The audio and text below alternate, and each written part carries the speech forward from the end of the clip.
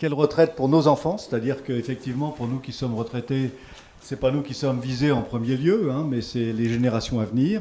Sous-titré donc une retraite universelle, un financement contributif et solidaire. Donc je présente le conférencier, Gérard Lucas, qui a fait sa carrière au CEA après avoir été chercheur et professeur de physique nucléaire à Centrale Paris. Et il a dirigé un centre du CEA dans le cadre de la direction des applications militaires.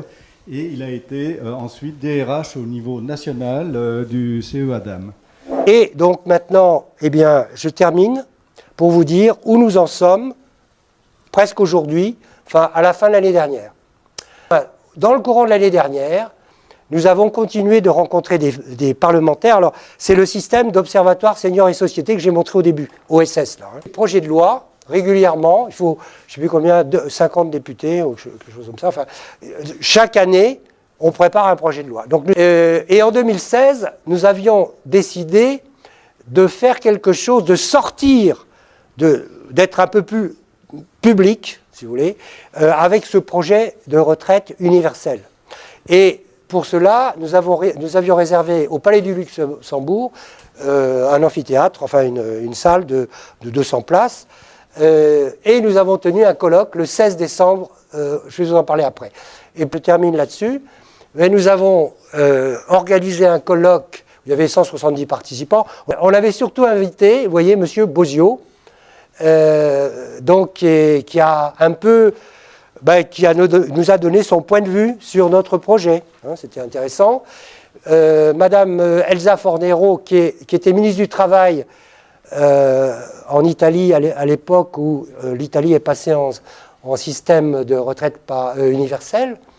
Et Madame Yannick Moreau, très connue en France dans le monde des retraites, qui est présidente du comité de suivi des réformes, qui a été présidente du corps aussi, voilà, et puis deux personnes de Suède qui nous ont parlé du projet suédois.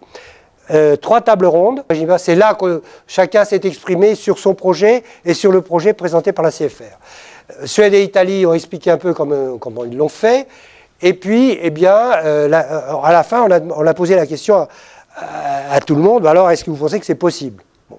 Alors, là, oui, c'est possible, encore faut-il qu'il y ait quelques volontés pour pousser derrière. Hein, voilà. Nous avons lancé par l'agence Harris Interactive un sondage que nous faisons régulièrement, tous les 2 ou 3 ans.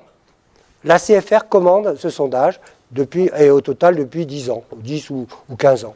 Cette année, donc en novembre 2016, enfin l'année dernière plutôt, fusion des différents régimes, 75% des gens, sur un échantillon de un peu plus de 1000 personnes, hein, de plus de 18 ans, eh bien 75% favorables. Les autres, simplification 82, sauvegarde du système par répartition 74, amélioration de l'équité 72. Dans les autres sondages, systématiquement, 2 ans en arrière, ou 3 ans en arrière, vous perdez 10 points par rapport à ça. Et quand on a commencé, la première fois, on était en dessous de 50. Sachez qu'au niveau des gens, hein, du peuple, des citoyens, eh bien, c'est ça la réponse. Alors, je pense qu'il faut être optimiste, on n'a pas le choix.